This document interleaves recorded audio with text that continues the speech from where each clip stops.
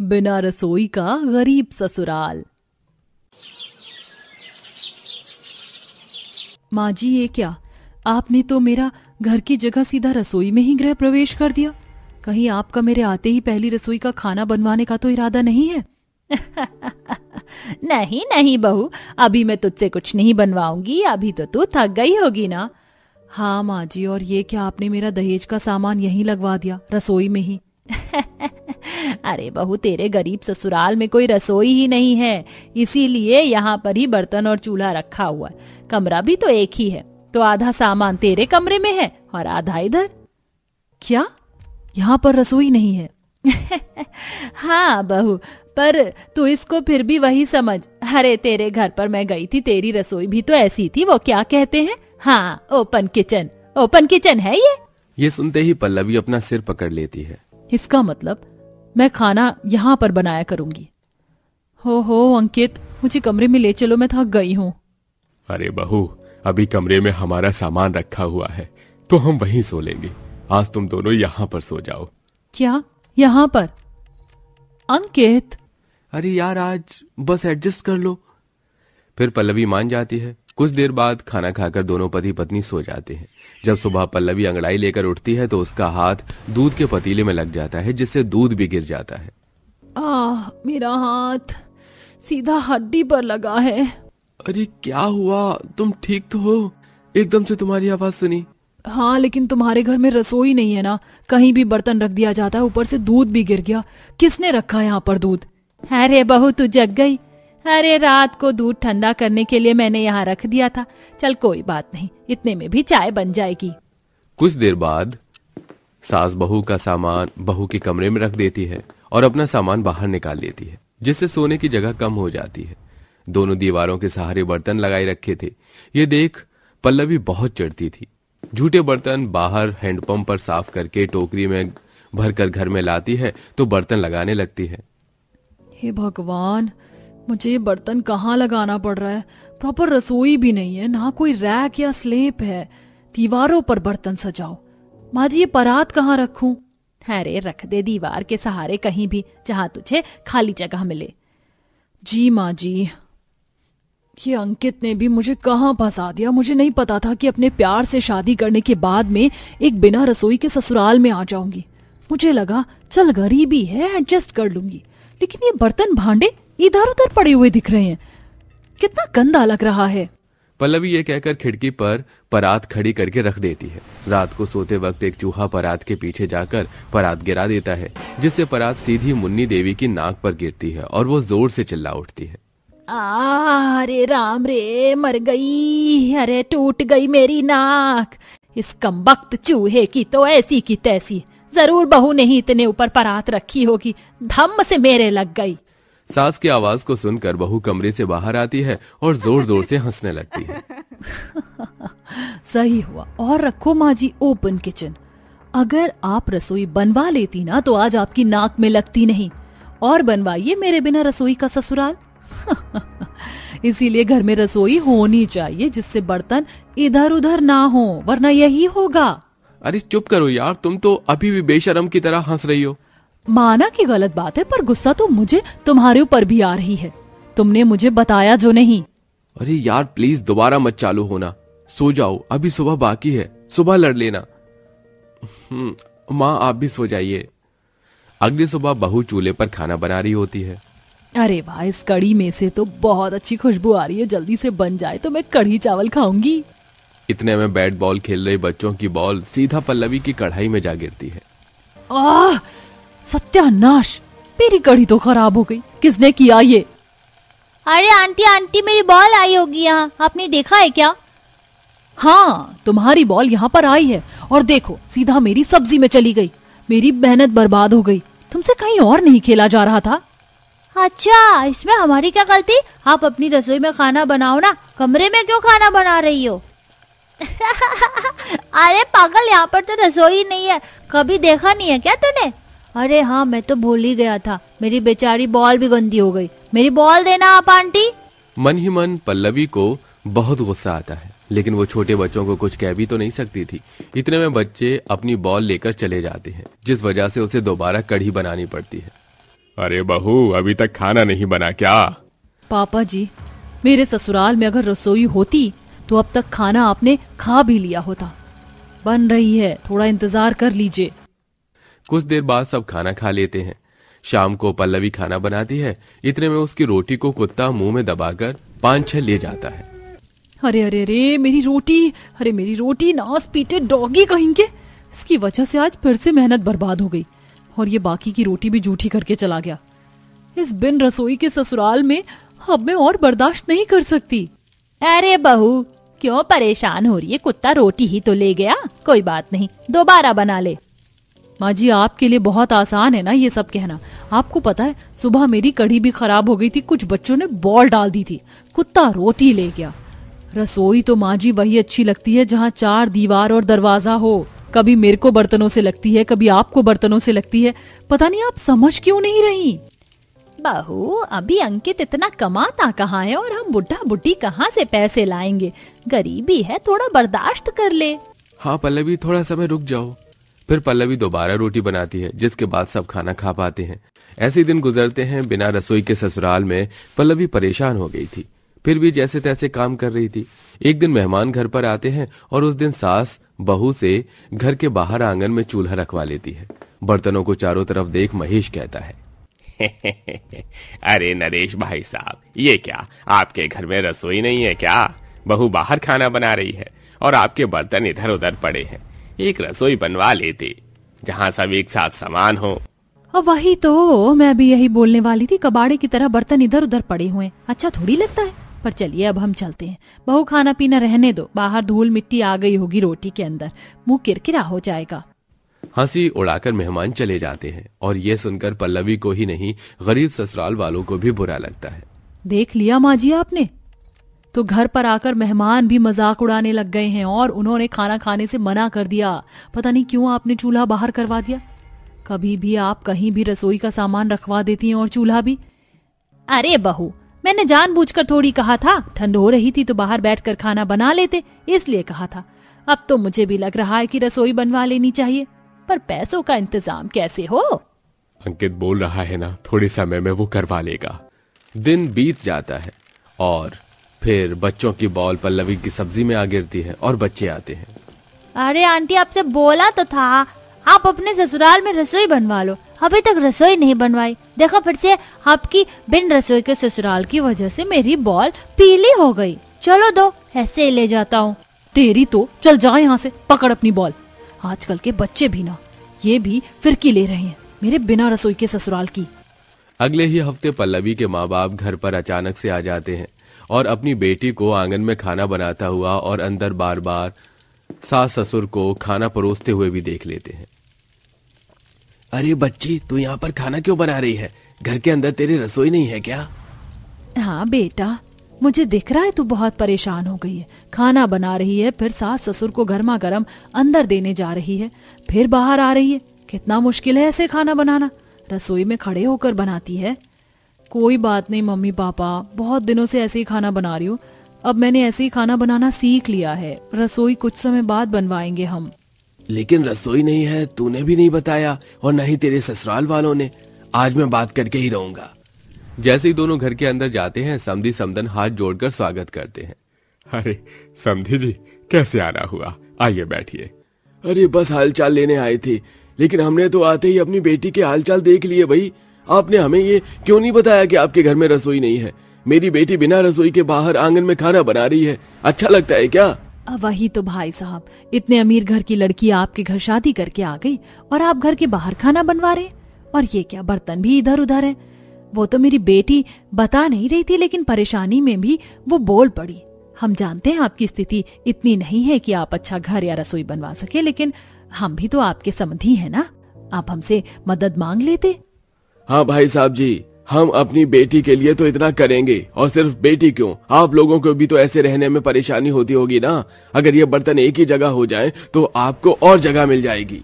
मैं आपकी भावनाओं को समझ रही हूँ, लेकिन हम आपसे पैसे नहीं ले सकते। इस काम के लिए मेरा बेटा कर लेगा, मैं यकीन से कह रही हूँ, बस टाइम लगेगा। और हमारी वजह से बहू को जो परेशानी हुई है उसके लिए हमें माफ कर दीजिए।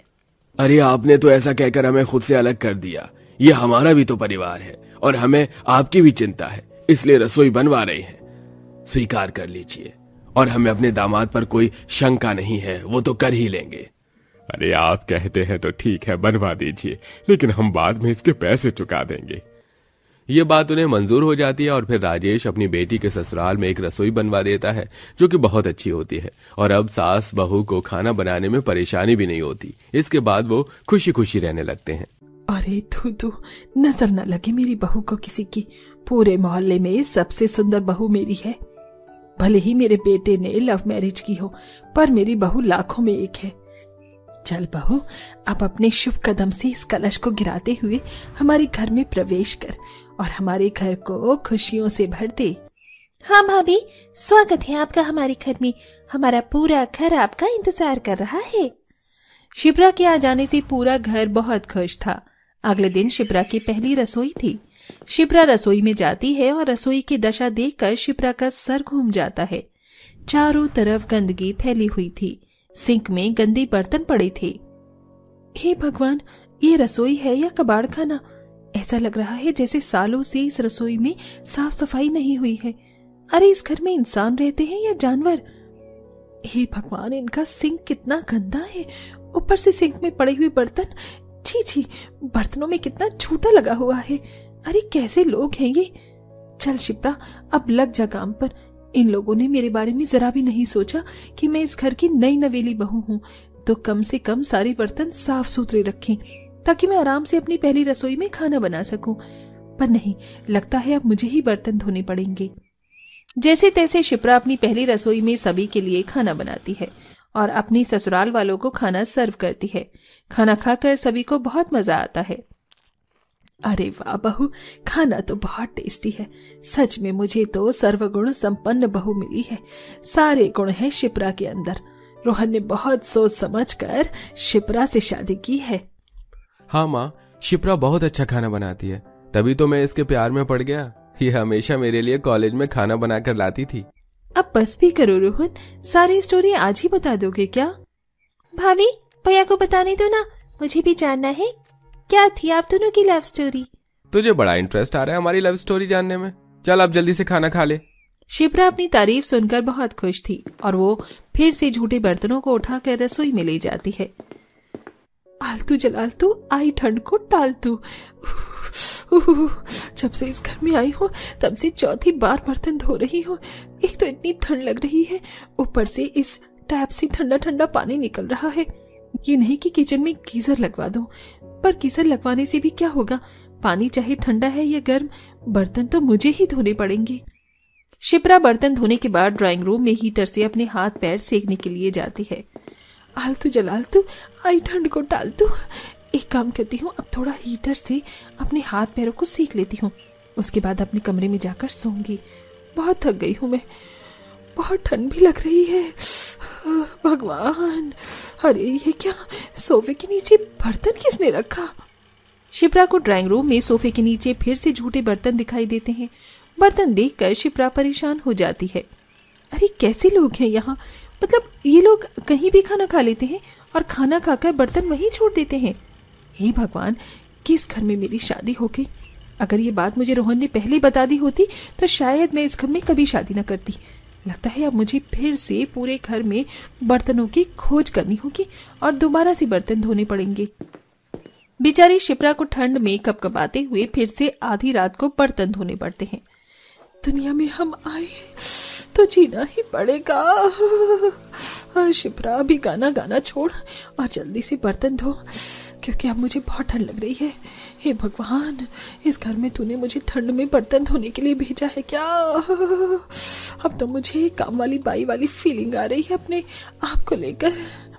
घर और घर वालों की हरकतों से शिप्रा 1-2 दिन में ही दुखी हो चुकी थी, लेकिन वो अभी घर में नई थी, इसलिए वो किसी से कुछ नहीं कहती। चलो, रात को तो मैंने सारे बर्तन धो ही दिए थे। अब एक काम करती हूँ, आराम से सबसे पहले चाय बनाती हूँ। अरे पर ये क्या, मैंने तो सारे बर्तन रात को ही धो दिए थे, फिर ये बर्तन अपने आप गायब कैसे हो गए? लगता है फिर से मुझे बर्तनों की खोज करनी पड़ेगी। हे भगवान, जिंदगी बर्बाद हो गई है मेरी इस घर में शादी करके। शिप्रा बेचारी ठंड में सुबह सुबह फिर से बर्तन धोने लगती है। अब बहुत हुआ, मुझे इस बारे में रोहन से बात करनी ही होगी, वरना ऐसे तो पानी सर से ऊपर निकल जाएगा और मैं उस पानी में डूब के मर जाऊंगी। कुछ तो करना ही पड़ेगा। सुबह के बर्तन धोने के बाद शिप्रा अपने कमरे में जाती है और अपने पति रोहन से इस बारे में बात करती है। रोहन, मुझे तुमसे जरूरी बात करनी है। मैं बहुत परेशान हो चुकी हूँ इस घर में। क्या बात है शिप्रा, बोलो ना, क्या बात करनी है तुम्हें मुझसे?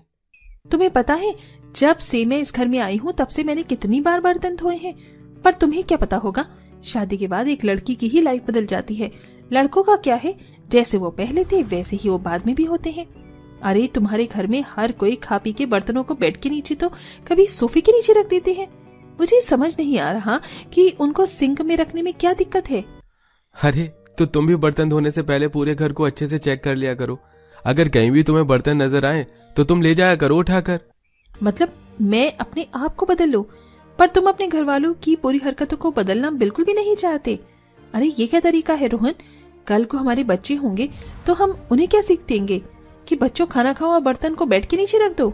देखो, इस बारे में तुम माँ से बात करो। मुझे नहीं लगता कि इन औरतों के मामले में मुझे घुसना चाहिए, और अब ये तुम्हारे ऊपर है कि तुम कैसे माँ से डील करोगी। ठीक है, अब मैं अपने तरीके से चीजों को हैंडल करूंगी, लेकिन इससे पहले मैं माँ जी से इस बारे में बात करूंगी। ये कहकर शिप्रा अपनी सास के कमरे में जाती है और अपनी सास को ठंड में बर्तन धोने की समस्या बताते हुए कहती है, माँ जी, मुझे आपसे एक जरूरी बात करनी है। वो दरअसल बात यह है कि आप तो जानते हैं ना कि ठंड कितनी बढ़ चुकी है। अब और इस ठंड में रोज बार बार बर्तन धोना किसी के भी बस की बात नहीं है। और सबसे बड़ी बात तो ये है, बस शिप्रा, मैं समझ गई कि तू क्या कहना चाहती है। अरे तुझसे 2 वक्त के बर्तन नहीं धोए जाते। अरे हम हमारे जमाने में कुएं से पानी भरकर लाते थे और घर के आंगन में बैठकर ठंड में बर्तन धोते थे। हमारे जितना करना पड़ गया तुम आजकल की लड़कियों को तो पता नहीं क्या होगा तुम्हारे साथ। माँ जी, एक बार मेरी बात तो सुनिए। अरे बस, मुझे कुछ नहीं सुनना। तुझे क्या लगा कि तू लव मैरिज करके आई है तो हमारे सर पर चढ़कर नाचेगी? सास ना तो शिप्रा की बात सुनने को तैयार थी और ना ही समझने को। बेचारी शिप्रा उदास परेशान अपने कमरे में चली जाती है। इसी तरह से दिन बीत जाते हैं और एक दिन शिप्रा बाजार सब्जी लेने के लिए जाती है। तभी शिप्रा को बाजार में एक विमला नाम की औरत मिलती है। अरे तुम शिप्रा हो ना, कुंती की बहू? हाँ आंटी जी, मैं शिप्रा हूँ, पर मैंने आपको नहीं पहचाना। बेटा, मैं तुम्हारे ही पड़ोस में रहती हूँ। और बताओ बेटा, सब ठीक है ना? कुंती तुमसे ज्यादा बर्तन तो नहीं धुलवाती है ना? क्या कहा आंटी आपने? अरे कुछ नहीं बेटा, वो बस मेरे मुंह से निकल गया। अब वो तो तू भी समझ गई होगी अपने ससुराल वालों को। अरे बेटा, किसी से बोलना मत। वो क्या है कि इन लोगों के घर आज तक एक भी नौकरानी टिकी नहीं पाई, क्योंकि इन लोगों की हरकतें ही ऐसी हैं। अरे दिन में पता नहीं कितनी बार बेचारी नौकरानी को बर्तन धोना पड़ता था, इसीलिए हर कोई उनके यहाँ से काम छोड़कर भाग जाता था। पड़ोसन की बातें सुनकर शिप्रा समझ जाती है कि कैसे अपने ससुराल वालों को लाइन पर लाना है। शिप्रा घर जाकर सीधा अपने कमरे में जाती है और बीमारी का नाटक करके सो जाती है। थोड़ी देर बाद रोहन शिप्रा के पास आता है और वो शिप्रा से कहता है, क्या बात है शिप्रा, तुम सो क्यों रही हो? रोहन, मुझे ठंड लग रही है, अब मुझे बिल्कुल भी बर्दाश्त नहीं हो रहा है। प्लीज मुझे परेशान मत करो। अगर तुम चाहते हो कि मैं जिंदा रहूं तो मुझे परेशान मत करो। अच्छा कोई बात नहीं, तुम आराम करो। शिप्रा की तबीयत को देखकर रोहन अपनी माँ और बहन के पास जाता है और कहता है, माँ, वो शिप्रा की तबीयत बहुत खराब है, इसीलिए कुछ दिनों तक घर के सारे काम आपको और निधि को ही संभालने होंगे। हाँ, बड़ा आया बीवी की तरफदारी करने वाला। मुझे तो लगता है तेरी बीवी ने काम न करने के बहाने ढूंढ लिए हैं, तभी तो अचानक से वो बीमार पड़ गई है। अरे माँ, क्यों बात का बतंगड़ बनाने की कोशिश कर रही हो आप? अरे जब शिप्रा ठीक हो जाएगी तब वो खुद घर के सारे काम अपने आप संभाल लेगी, और अभी जब तक वो ठीक नहीं हो जाती तब तक आप दोनों को ही घर के सारे काम देखने होंगे। और हाँ, शिप्रा का ध्यान रखना, मैं जा रहा हूँ किसी जरूरी काम से। ये कहकर रोहन वहां से चला जाता है, जिसके बाद दोनों माँ बेटी मुंह बनाते हुए रसोई में जाती हैं और जैसे ही निधि ठंडे पानी को हाथ लगाती है उसे जोर से ठंडे पानी का करंट लगता है और वो अपनी माँ से कहती है, मम्मी मेरे बस की नहीं है इतनी ठंड में बर्तन धोना, तुम अकेले धो लो मम्मी। अरे ऐसे कैसे नहीं धोएगी, अगर हम दोनों मिल बांट कर करेंगे तो जल्दी खत्म हो जाएगा बेटा। देख, ठंड तो मुझे भी लग रही है। दोनों माँ बेटी एक दूसरे को सहानुभूति देते हुए ठंड में कांपते हुए बर्तन धोती हैं और फिर बर्तन धोने के बाद शिप्रा के रूम में जाते हैं। शिप्रा उठ जा बहू, दवाई खा ले। अरे ये क्या भाभी, आपने कल के बर्तन यहीं बेड के नीचे रखे हैं? अरे सुबह से पता नहीं कितनी बार मैं और मम्मी बर्तन धो चुके हैं और एक आप हो जो खा खा के बर्तन बेड के नीचे रखती जा रही हो।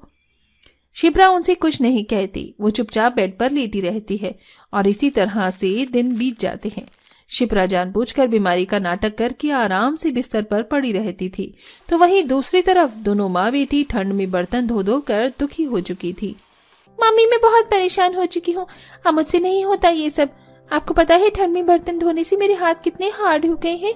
ऊपर से रोज रात को मुझे खांसी, सर्दी, जुकाम ये सब हो जाता है। अब नहीं होता मम्मी मेरे से ये सब। निधि की बातें सुनकर रोहन वहां आता है और रोहन अपनी माँ और बहन दोनों को समझाते हुए कहता है, अब समझ में आया निधि तुम्हें कि ठंड में बर्तन धोना कितना मुश्किल है, और उससे भी ज्यादा मुश्किल यह है कि जब हम काम करने वाले इंसान को समझ नहीं पाते हैं। शिप्रा जब से इस घर में आई है तब से उसे बर्तन ढूंढ कर धोने पड़ते हैं। अरे शिप्रा हमारे ही परिवार का हिस्सा है और उस नाते हमारा तो भी फर्ज बनता है ना कि हम उसे थोड़ा तो समझें। रोहन बिल्कुल ठीक कह रहा है, ये सब मुझे पहले समझ में नहीं आता था, पर जब से मैं और निधि बर्तन धो रहे हैं तब से मुझे शिप्रा बहू पर बहुत तरस आता है। बेचारी अकेले पता नहीं कैसे सब कुछ संभालती होगी। इसीलिए अब से ठंड में निधि और शिप्रा दोनों साथ मिलकर बर्तन धोएंगे और हम सब भी पूरा पूरा इस बात का ख्याल रखेंगे कि झूठे बर्तन हम ध्यान से सिंक में रख दें। हाँ मम्मी आप बिल्कुल ठीक कह रही हो, इससे भाभी को भी परेशानी नहीं होगी और ना हमें होगी। इस तरह से शिप्रा की सूझबूझ से सास और ननंद को सबक मिल जाता है।